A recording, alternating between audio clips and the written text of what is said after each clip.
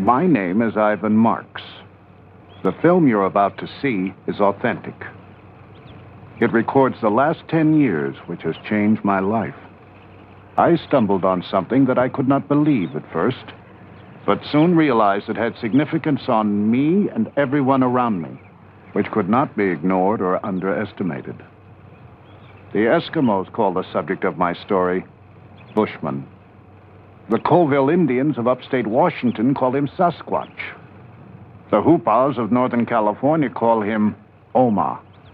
But right now, let's just call him Bigfoot.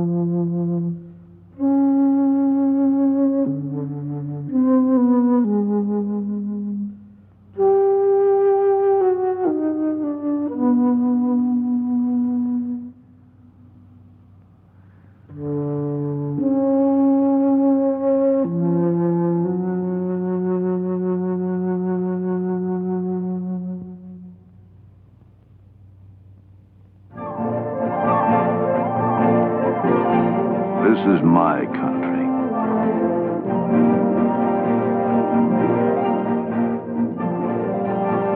I've spent all my life in areas like this, as close to the animals as a man can get.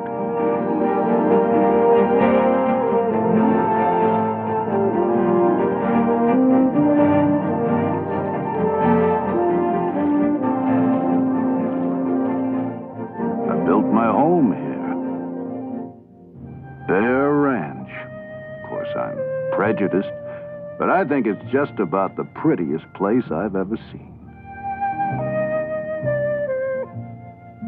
Then there's Peggy. She's a rare woman. She's the only woman I know who'd put up with the animals I used to bring home, like those coyote pups, and raise them just like they were her own.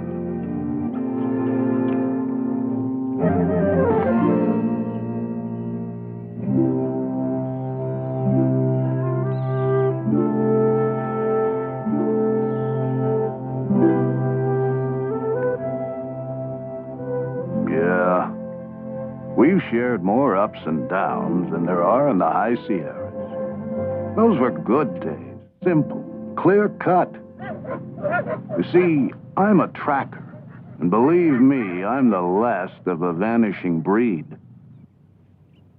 I know tracks, like the FBI knows fingerprints. I specialized in renegades, killers of livestock, and sometimes people. I didn't kill for sport. I went after the right animals so innocent ones might be spared.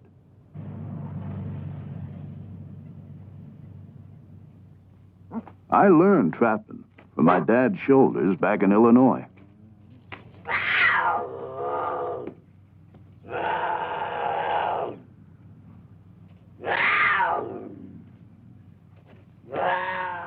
Since that time, I've worked for the government, territory, sheriff's office, federal game warden. When they had a renegade, they knew who to call.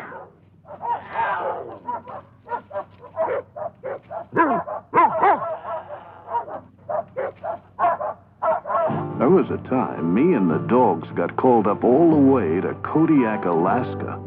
There'd been reports that bear had been killing the cattle. Now, I know bear, and the Kodiak happens to be one of the most beautiful on God's earth. Takes a lot of grub to feed him. 9 feet tall, up to a ton in weight. No need for him to be killing cattle, though.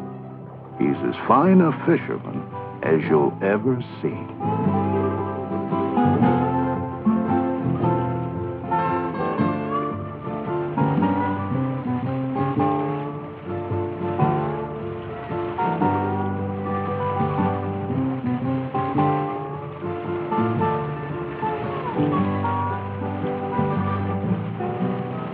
The ranchers were getting $5,000 bounties on these so-called cow killers.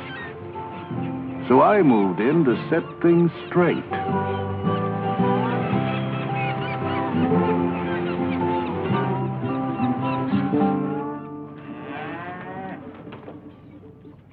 I met a rancher who said it ain't Kodiak killing my cattle. I'd finally found someone I could talk to. He said, Bigfoot. Straight-faced as could be. He said Bigfoot's been killing my cattle. Bigfoot? I checked the carcass and saw the cow had died naturally. The bears just fed on its remains. Found out after the grass was waterlogged. Not enough protein. Cattle died of malnutrition. Kodiak? Bigfoot? People always want their questions answered in such neatly wrapped little packages. Oh, I'd heard about Bigfoot. Some abominable snowman who'd wandered across the Bering Strait before the Ice Age. I couldn't believe a grown man would tell me a Bigfoot was killing. What a bunch of hogwash.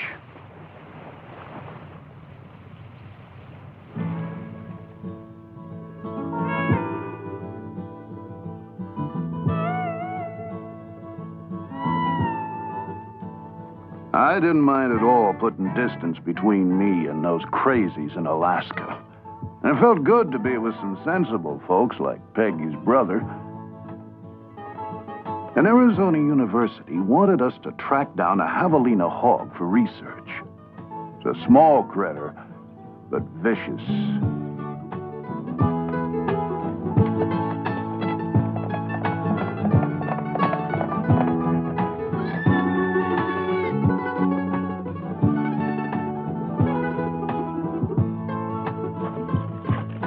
Well, I told my brother-in-law about the wild Bigfoot story at Kodiak, but he didn't respond as I'd expected.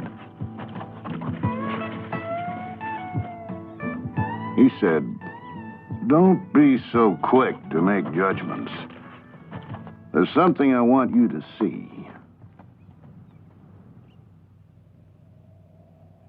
He took me to what Indians called the land of petrified wood. There, carved in rock, were drawings of a creature with big hands and big feet, exactly as I had heard Bigfoot described. The drawings were 700 years old. They told how creatures the Indians called stickman had come in the night and stolen the Indian children. The Indians abandoned the village in fear.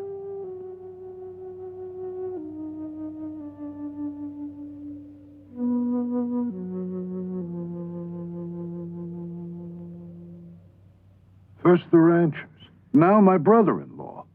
My head was reeling with Bigfoot.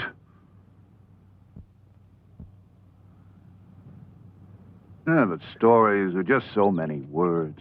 So I soon forgot about him, till I was up tracking a mountain lion. And I found these tracks. Now, they look much like human footprints, but they were 18 inches long, 6.5 across the ball of the foot, 5.5 at the heel. They were the hugest I'd ever seen. The tracks were so deep, they had to have been made by at least a 500-pound animal. And the hair, I couldn't identify it. The toe prints were spread around small rocks and dug into the earth, showing whatever made them could cover pretty rugged country. And the stride was enormous, 52 inches in length. Man's only 30. They were fakes.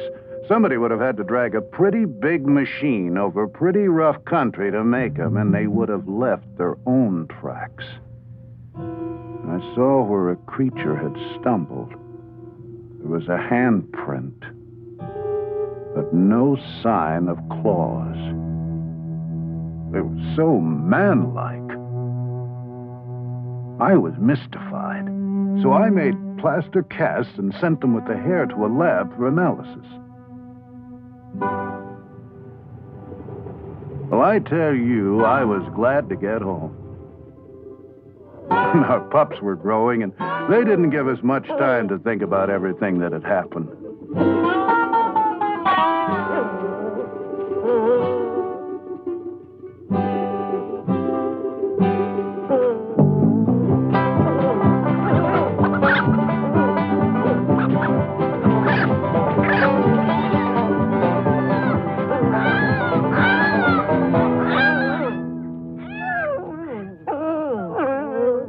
I was called to chase a renegade bear up north.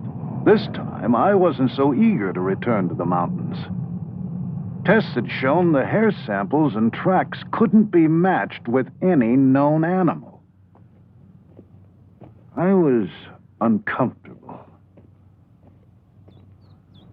The animals were even acting strange.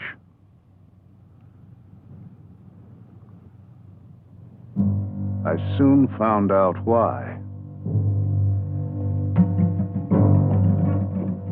I found the bear I was looking for, but not in the condition I expected. Another track, just as I'd seen on the mountain. And there, between its teeth, the hair. I was astounded. A 600-pound bear that had stood 8 feet tall, lying by the side of the creek with its neck broken.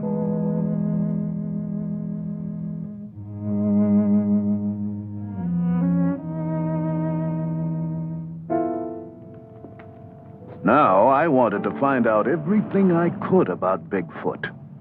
I advertised for any information or leads. You can't believe the number of stories people had to tell. My friends laughed at them all. Okay, I'd laugh too. But things were different now. I had to figure out what was fact and what was fiction. There were reports of creatures 12 feet tall, 800 pounds, that prowled on 2 feet. Now that's absurd, scientifically impossible. No creature that size or weight could even stand upright. And as for tracks, you can't imagine the number of kids I found running around the woods making plywood fakes. Tales of hunters being ripped apart, campers kidnapped and never heard of again. But 4 features, all the reports shared, were the dark hair, the domed head, the large footprints, and the glowing red eyes.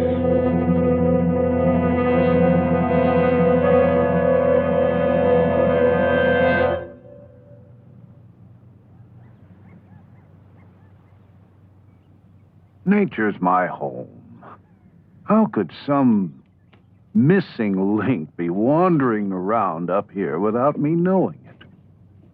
It was good to get back in the mountains and visit a couple of my pets. I tried not to think about Bigfoot, but it was tough to shake. It wasn't 2 minutes before my friend had vanished in the wood.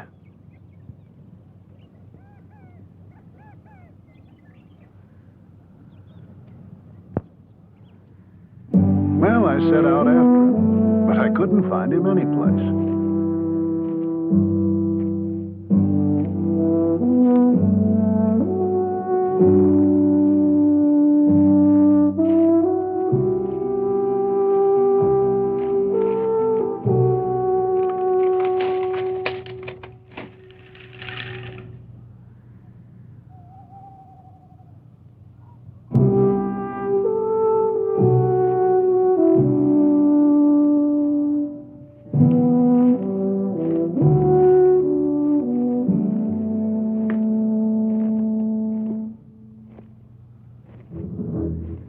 I came to a bridge, and there beside it, another track. Fresh. My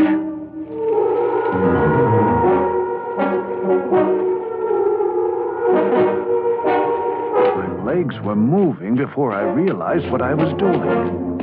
I couldn't believe what I'd seen. I had to get a closer look.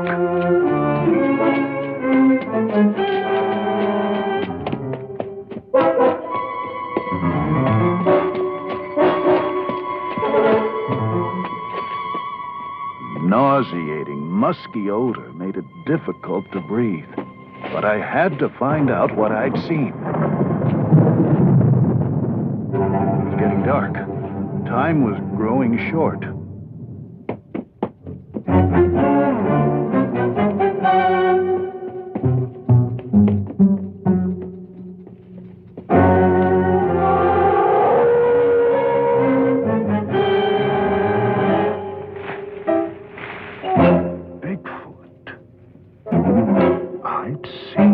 Bigfoot.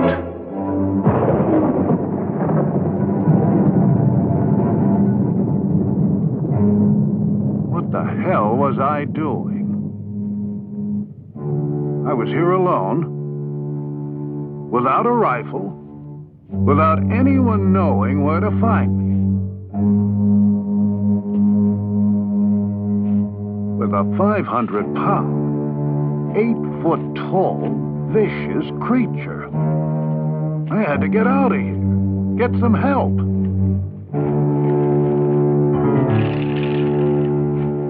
I had to show people what I'd seen. The footprints.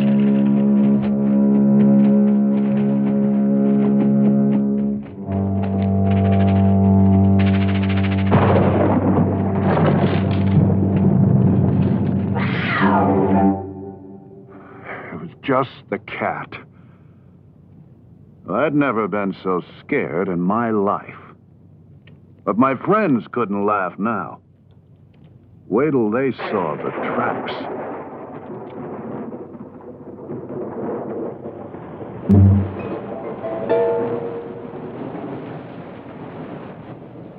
But the rains came and washed the tracks away.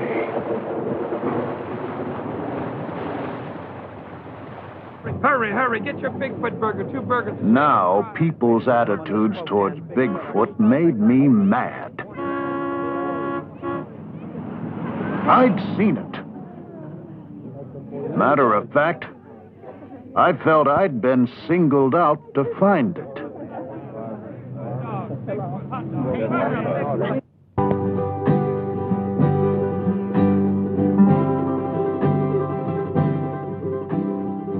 Where do you begin? Jackson Hole, Wyoming. A suspicious set of tracks. I really thought I was on to something. Over 500 on the side of a mountain. The tracks are funny things. The smallest print can melt, freeze, get snowed over. And before you know it, it's gigantic.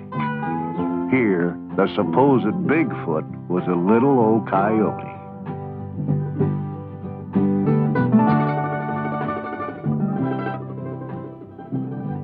The redwoods, an endless source of sightings.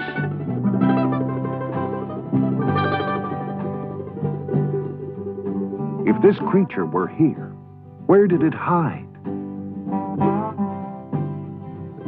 I searched in the caves formed by the roots of the ancient trees.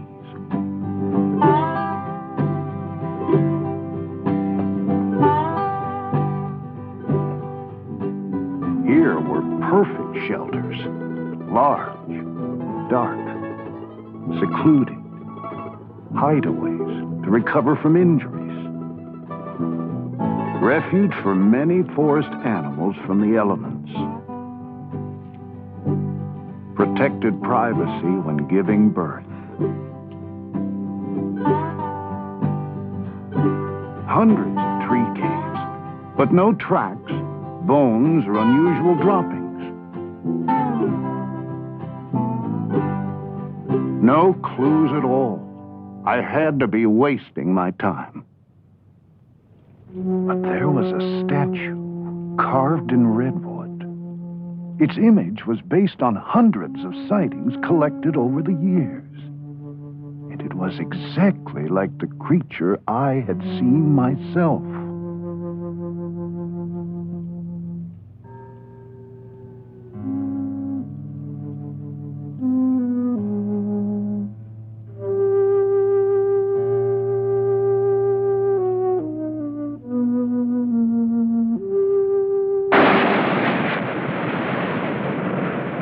Oregon coast.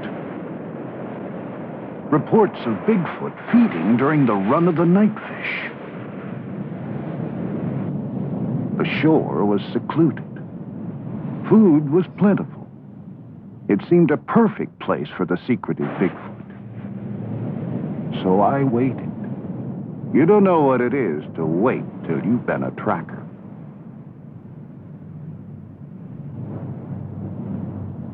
Finally, a gull came with the first sign of the run. And right behind it, you've never seen so many fishermen.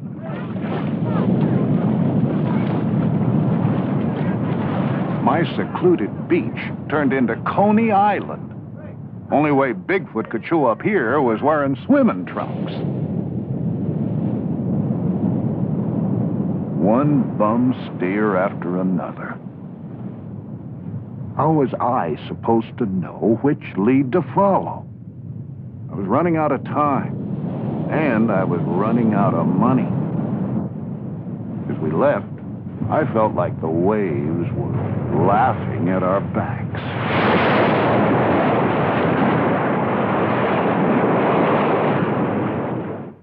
Then came our hottest tip yet. We couldn't turn it down. Snowbird warned us of an upcoming storm, but I was too excited and ignored it. The area was rich with wildlife. And why not Bigfoot? Plenty of food, plenty of cover. This time, remote from man. There it was. My efforts had paid off. And this time, I was ready for it.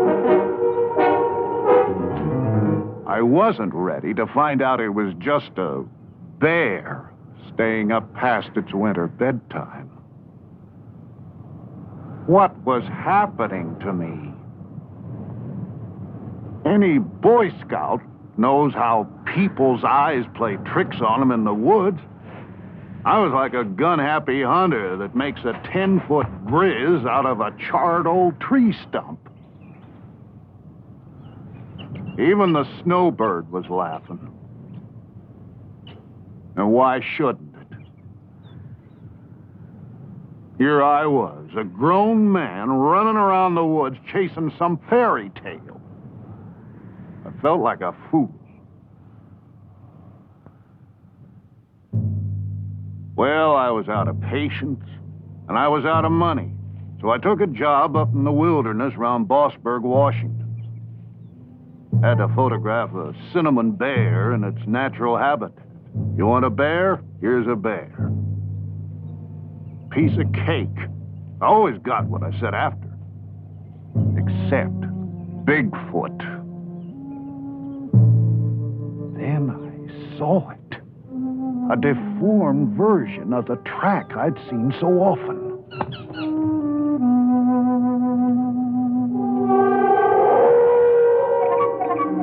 There it was. Finally, face to face with Bigfoot.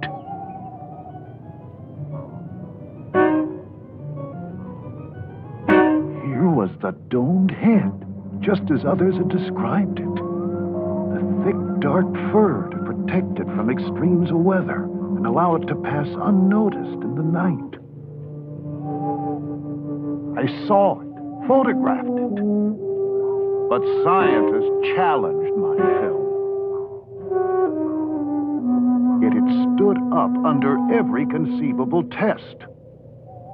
Some revealed rugged terrain as the cause of the skinned heels, polio as the cause of the limp. But my documented evidence wasn't good enough for the experts.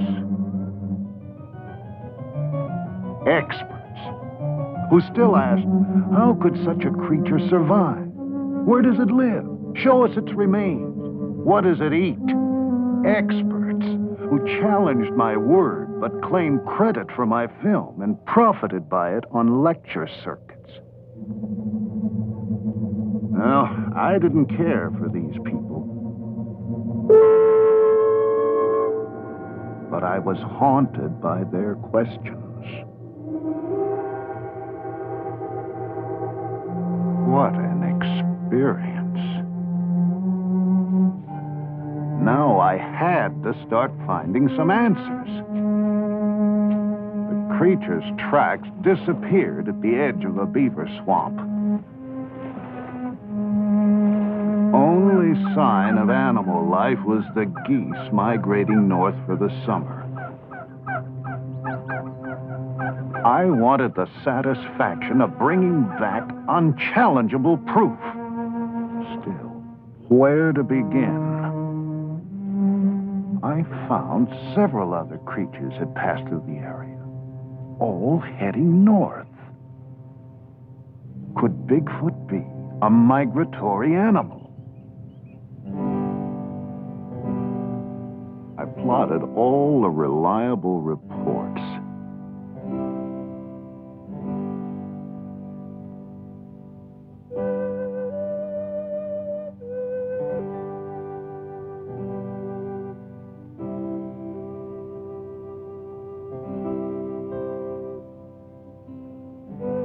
There actually seemed to be a migratory pattern extended over thousands of miles. If this were true, I'd have some means of predicting the creature's movements and a good chance to find some answers to my questions. Bigfoot always stayed in very rocky mountains and isolated terrain. The greatest number of sightings, and the only ones of the Bigfoot young, were in summer, above the Arctic Circle. Could that be where Bigfoot migrated to breed? If I move rapidly, I might find a clue before season's end.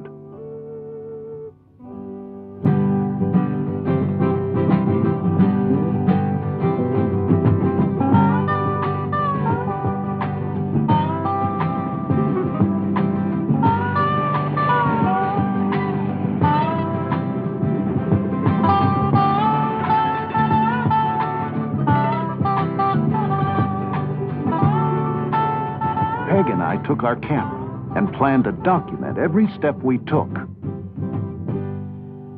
The lava beds, Modoc, California. If Bigfoot were a migratory animal, my theory had to hold up all along the way. A track, centuries old, preserved in the lava. My theory was working. But I wondered how Bigfoot survived the violent eruptions that brought the lava rock. As usual, nature provided me clues. I saw these two little ground squirrels so much in love they took no notice of me or the dangers around them.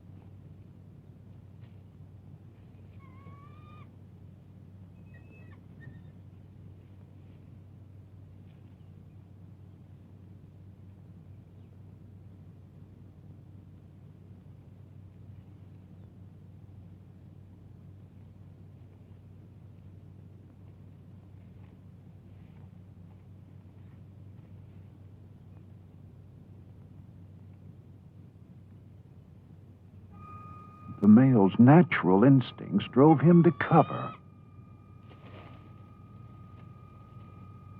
These same instincts started up in the wounded squirrel.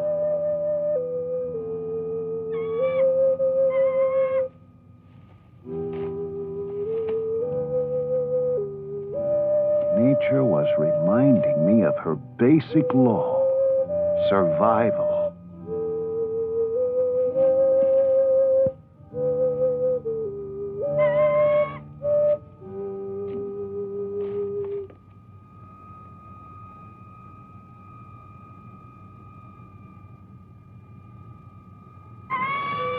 This same will to survive must have somehow kept Bigfoot going throughout all these years. But where did the creature go if it were injured? The caves, Mount Lassen.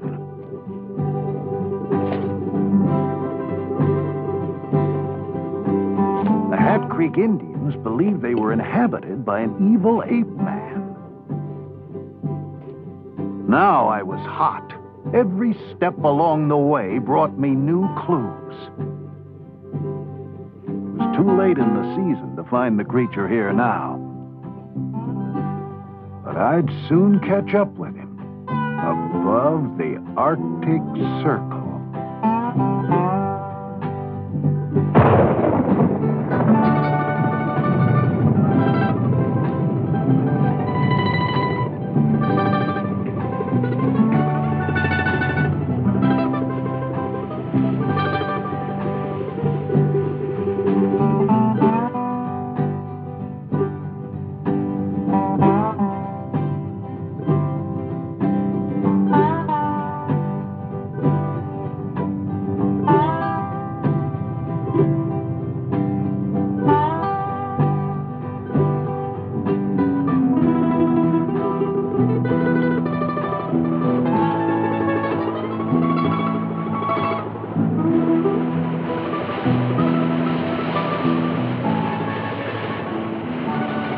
Peggy and I found the people up north different. They encouraged me, took my search seriously. Like the lumberjacks, mountain men, like myself. The first into the midst of the wilderness, which meant first with stories of Bigfoot. Most of their sightings came at the time of year I'd anticipated. They were sure when Bigfoot passed because strange happenings followed in a nearby valley. Herds of goats come and perform a ritual suicide. Sure enough, the goats were there, looking as if they were grazing normally, but actually eating pounds of dirt. With one gulp of water, the earth turns to cement, and they die, lying in the shadow of Bigfoot, etched in rock 26 feet high, and the wolf, his only known traveling companion. What went on in this valley Bigfoot passed through went against all the natural laws of survival. And the rock formations, too massive to have been shaped by man, presented another, totally unexplainable, natural phenomena. To those who cried, for Bigfoot to exist goes against every bit of scientific data known to man, I could now say how much more there is to know.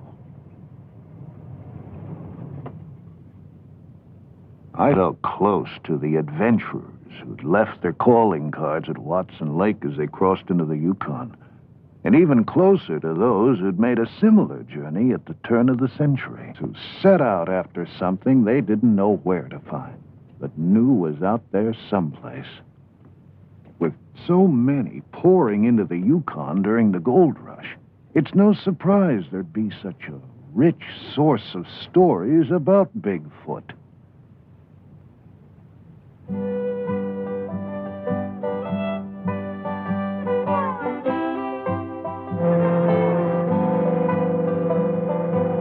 first time in my life, I understood what made people like that tick. It's more than gold. I guess we all need a frontier to explore. Don't necessarily have to go off into it. Just makes you feel kinda good knowing it's there. Thousands of these people came from everywhere.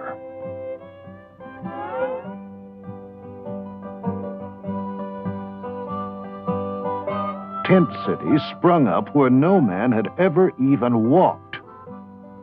If Bigfoot came here to keep clear of man, its seclusion didn't last for long. Such a rich source of information had to bring new leads. Sure enough, an old miner's story told how the glaciers up there were the burial grounds of the Bigfoot. That would explain why there were no remains. The creatures carried their dead over thousands of miles just to deposit them in crevices that opened up in the spring fall. Can you imagine?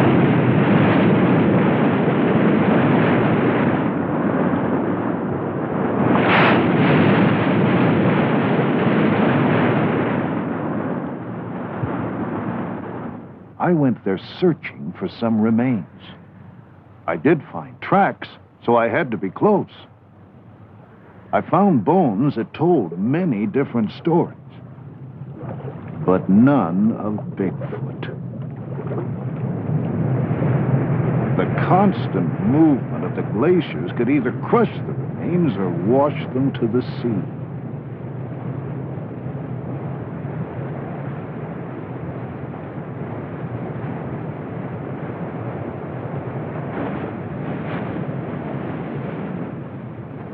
Burial grounds of the Bigfoot. I thought of the people who were the source of these stories. Their friends called them crazy, and some of them might have been. But you wouldn't believe the extremes they went to for their fortunes, romance, and the unexplored.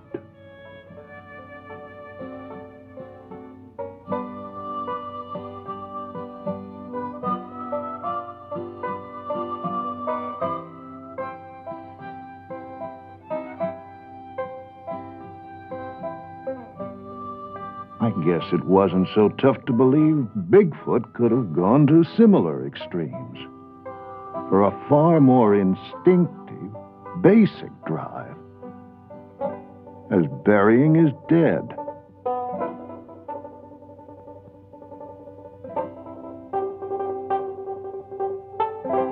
So many questions. Well, I sure understood what drove those miners as they sailed up the river in pursuit of gold. For I'd soon ride the same river in pursuit of Bigfoot. The miners were gone now, but I knew Bigfoot had to still be around. The frequency of current sightings meant he'd somehow survive the diseases the white man brought into the wilds. The tuberculosis, measles, that wiped out whole tribes of Indians and Eskimos.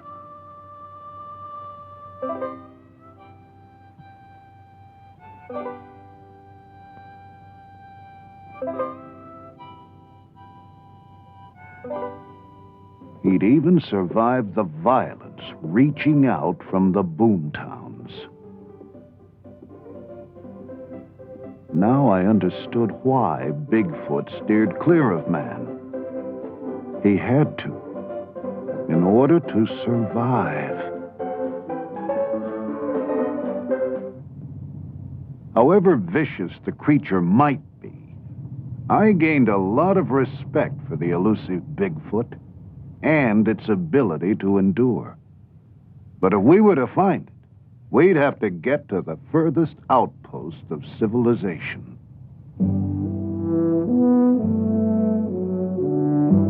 When we ran out of road, we saw the remnants of the old pioneers giving way to the machinery of the new. Thousands were now pouring back up to the new gold rush for the black gold, oil.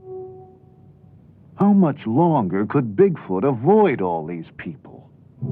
Where would he go next? I gambled on him heading north.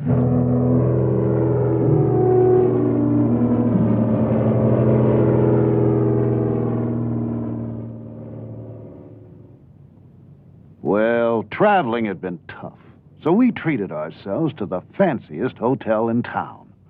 There, Yukon Frida. Her sketches were based on recent sightings and descriptions of Bigfoot from that very area.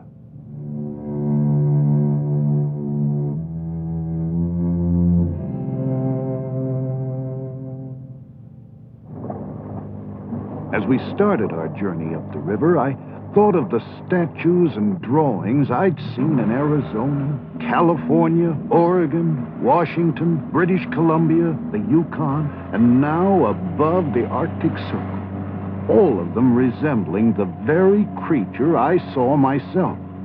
They were too similar, over too vast an area to be coincidental. But these images weren't good enough for the experts below. I still had a lot of questions to answer. There were no grocery stores up here, so we ate off the land or purchased fish from the Eskimos. I knew I could get my answers from these people, 'cause stories of Bigfoot were as plentiful as the food.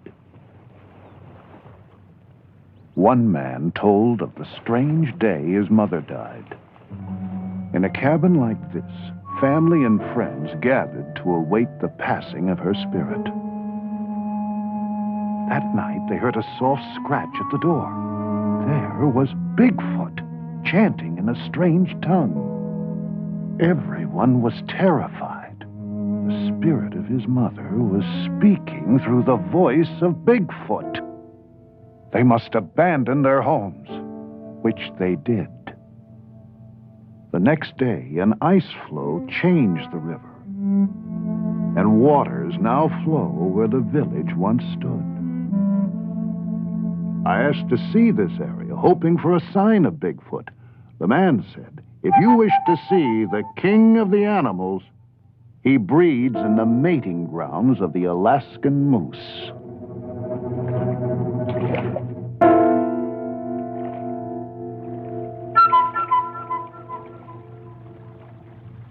The moose came, as if a sign, reaffirming the man's words.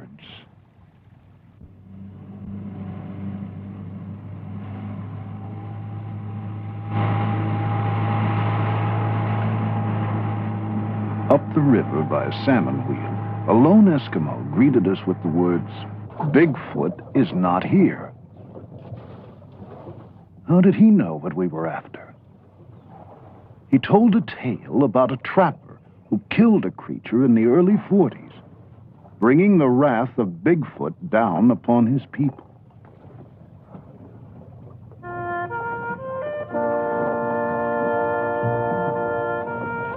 He said, one night I was caught out on the trail with only a few minutes of twilight left.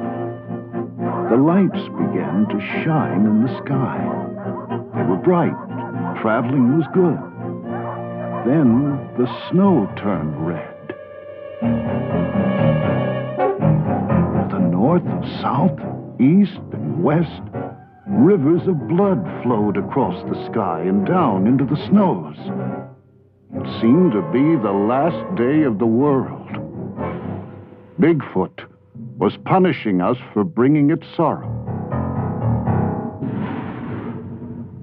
But then, the good white light rose from the north. What followed was a battle of 1,000 warriors. The white light was the spirit of Bigfoot, left to die by the trapper.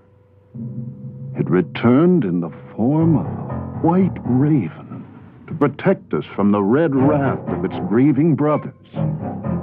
If you travel the river, you may see him. And if you do, he will bring you luck.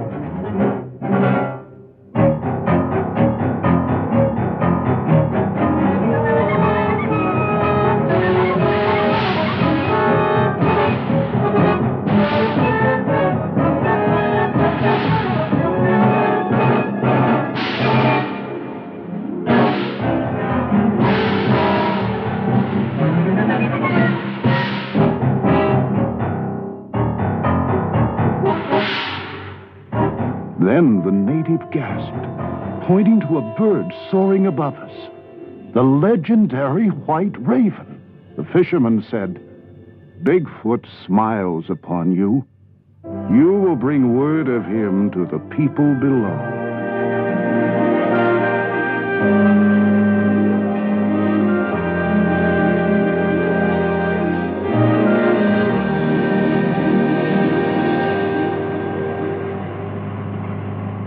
Mine was reeling. At the next village, the natives were waiting for us. They had heard about the white raven and wanted to show us their secret, sacred figure. Here it was again. They told us how Bigfoot was their friend. Their friend. How did they think such a violent creature could be their friend?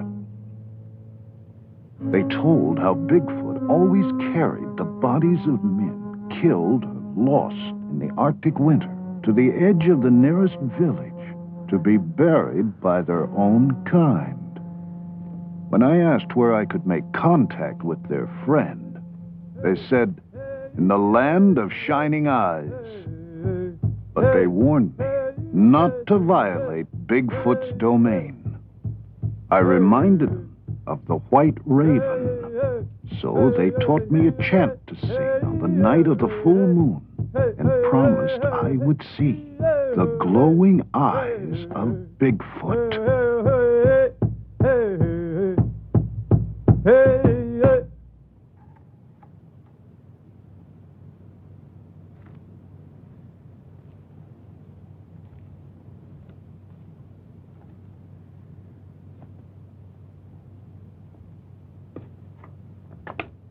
Well, I wasn't going to have a thing to do with any chanting. So I set up walkie-talkies 300 yards from the tent to monitor any movements on the tundra during the night. At the first sound, I'd have a jump on the creature.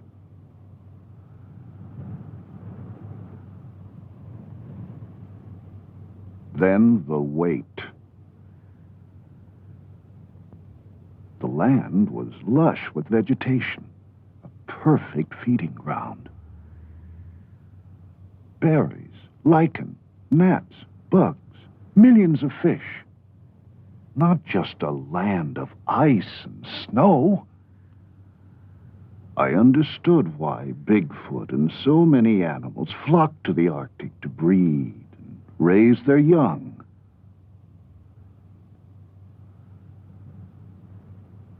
But this land was strangely silent. Where were the animals?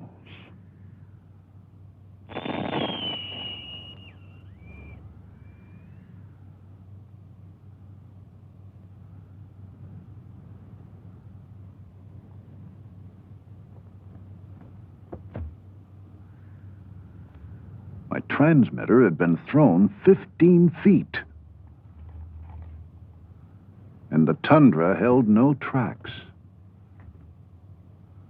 Days passed. I felt like a fool, but now I'd go to any ends to conjure up the creature.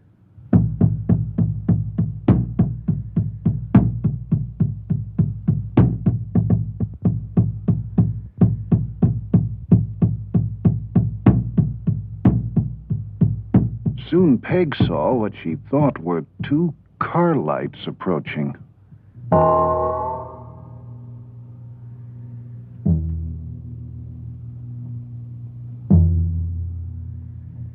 I was caught in the darkness, but Peg guided me toward the lights. I had to find out what it was. Then we realized they were the shining eyes. This time, I couldn't let Bigfoot escape.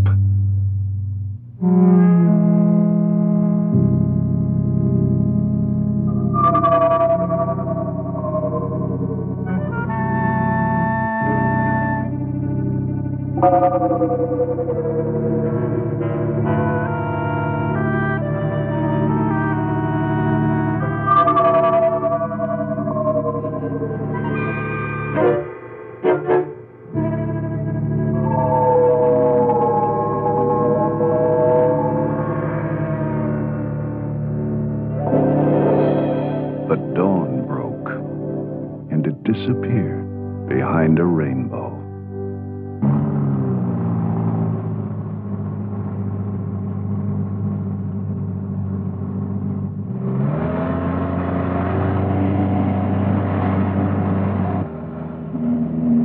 This was too much.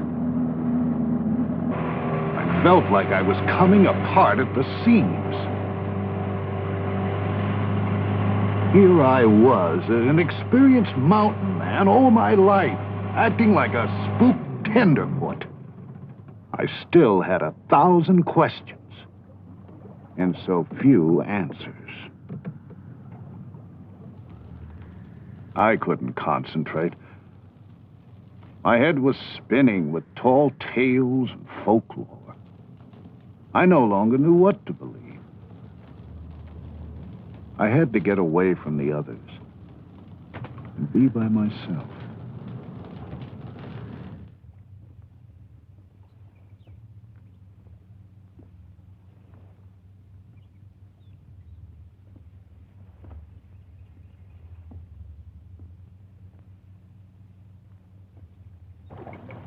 There were the salmon, back after 10 years of living in the sea, to spawn in the exact place of their birth, and then to die. They reminded me of those I'd seen at Kodiak in the days when I was a pure tracker, stuck to nature's signs and wasn't so confused with all the legends and stories of man.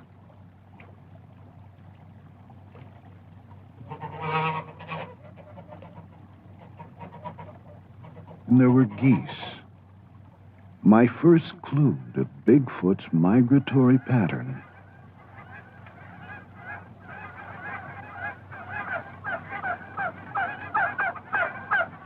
I began to feel close to nature again.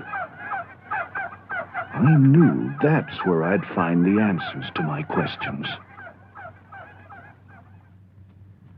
And the caribou, watching velvet off their antlers release swamp gas from the tundra to glow in the night.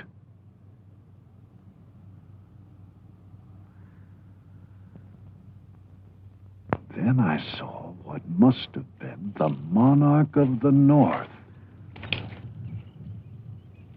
I was terrified. It could crush the likes of me with one swoop. But it was the most magnificent animal I think I've ever seen. He didn't seem to notice me as he made a clearing. He sharpened his horns as if to prepare for combat. I thought he'd come for me now. Instead, he dug a pit and marked it with his scent.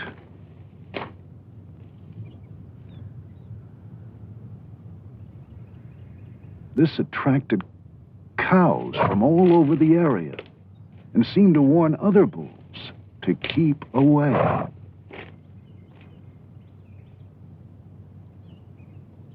The cows declared themselves his by covering themselves with his scent. I'd made it.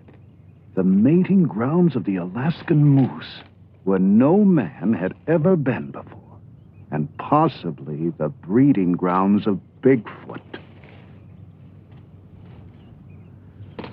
Some young bulls seemed a little overeager and found the monarch defending his territory against all intruders,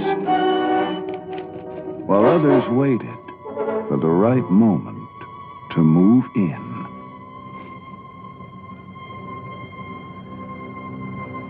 Then he saw me. But luckily, a match for the monarch challenged him for his cows and territory.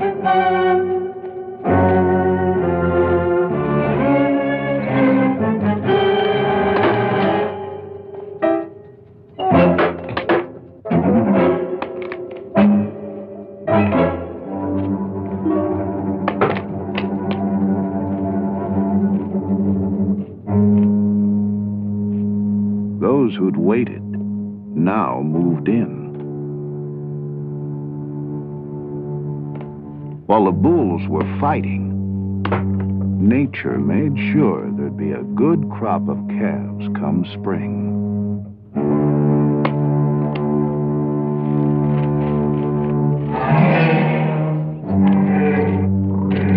Finally, the monarch triumphed. Now, too preoccupied to give any notice to me, he gathered his cows. And, according to the law of nature, the strongest began to breed. I was deeply moved by what I'd seen, but still, no sign of Bigfoot. The salmon lay dying in the streams, signaling the end of the breeding season. Time was running out, so we took to the air.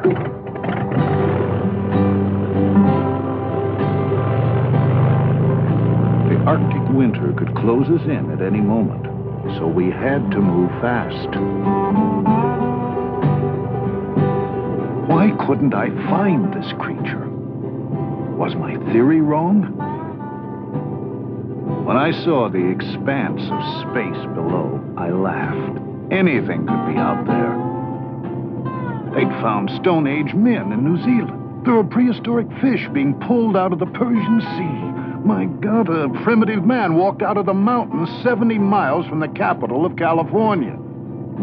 There's so much territory yet to be explored. We found undiscovered wrecks of men who tried to break into this wilderness and were never heard of again. I couldn't think of the risks. Everything I believed in was on the line.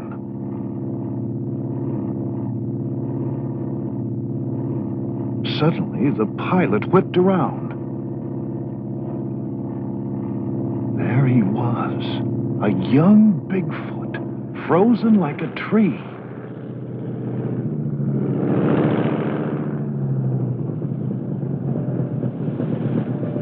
We raced back to the river, but he slipped away. Seeing the young Bigfoot confirmed my theory. I could now roughly predict the creature's movements. The crew celebrated the sighting, but it wasn't enough for me. I knew I needed to document Bigfoot's habits. The young Bigfoot's tracks led me from the river to a lush meadow. He'd passed through a herd of grazing muskox. I wondered what Bigfoot fed on. Maybe he ate vegetation too. Or fish. I'd seen him by a river. Of course, he could have been cleaning himself. Or drinking. Of course, he could be a predator. One of these oxen had lasted him half the winter. Bigfoot's behavior still held many mysteries. But now it was just a matter of time before I solved them. Sun up. Yeah, that early start. Let's see if get the bill. Winter now closed down on us in earnest. We were forced to move south, just like the animals.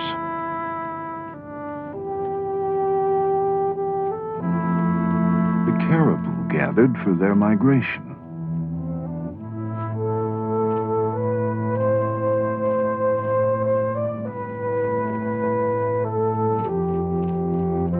They'd be the source of food for all the meat-eating animals that followed.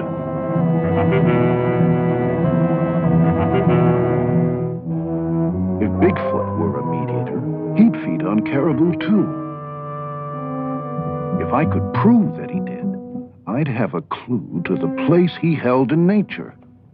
If I could film it, I'd have the kind of documentation the experts demanded. Whatever his habits, I knew the road would be paved with danger.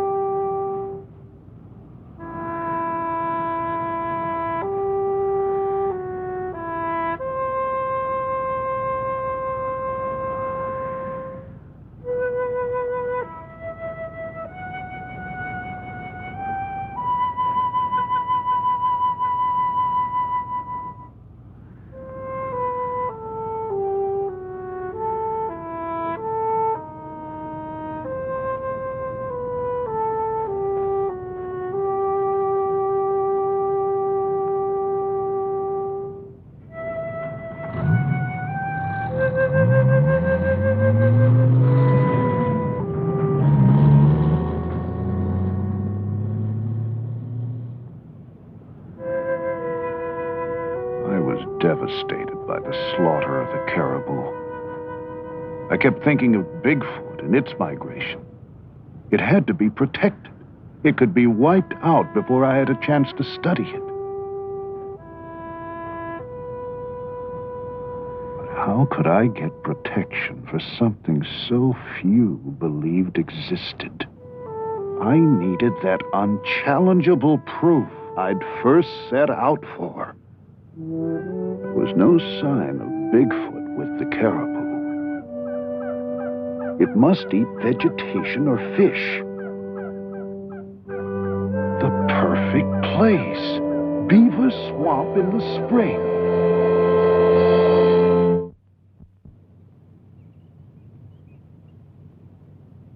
I got there early and planned to stay as long as I could. I used every trick I learned over my years as a trapper and carefully covered my scent with ammonia. Beaver Swamp. The geese. If my theory was right, Bigfoot would follow shortly. I searched for the perfect place to set up a blind. When I found it, I moved in and set up my cameras.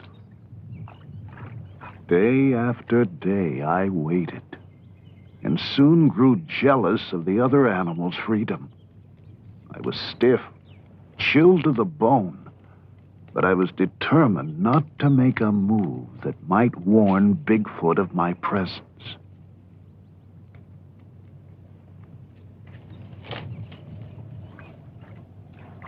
What if he didn't come?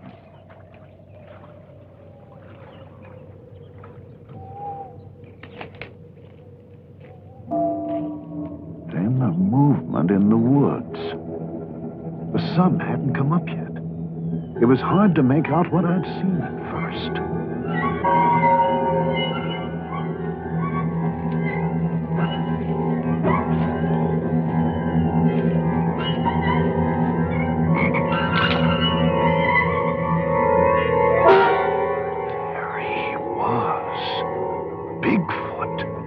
standing no more than 100 yards from my blind.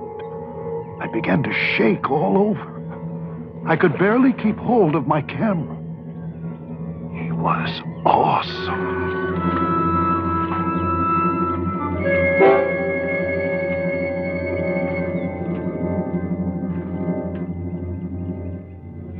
Then, behind me, another one. Smaller, possibly younger. How many of them were there? Was I surrounded?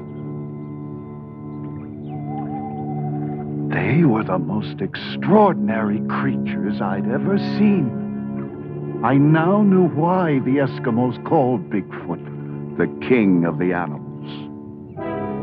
The older, larger one was 7 feet tall, 450 to 500 pounds. His domed head and long dark hair, just like the other creatures I'd seen. His odor was overwhelming. The same thick, musky scent that first led me to Bigfoot so long ago. The young one was no more than 5.5 feet tall, 250 pounds. If my guess was right, probably on its first trip away from its northern breeding grounds. He'd probably never seen a man before. If he saw me, he could panic and attack. Then I looked around and realized the other animals were carrying on normally. If danger was around, they would have fled.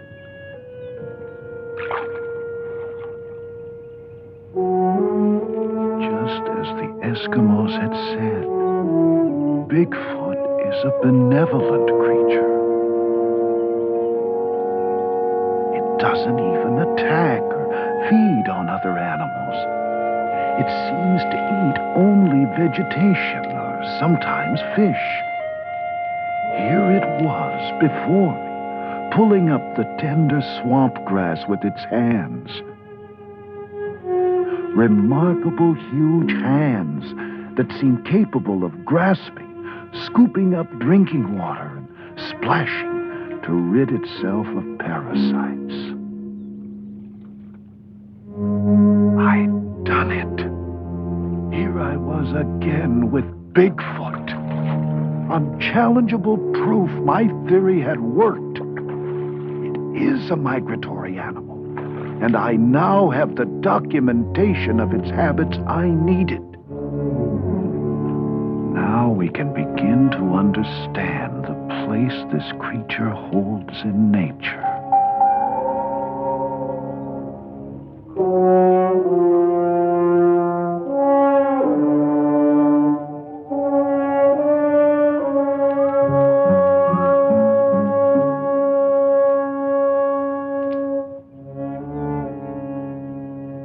A raccoon came out to start his day's hunting.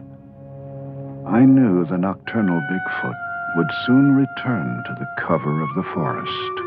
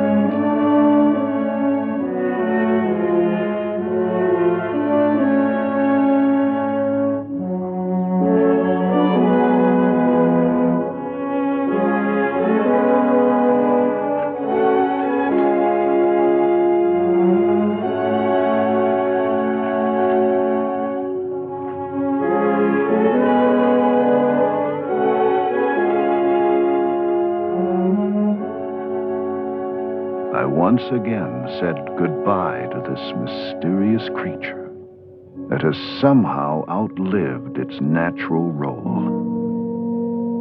endured the tests of time, now left to wander the land elusively, with a strange will to survive.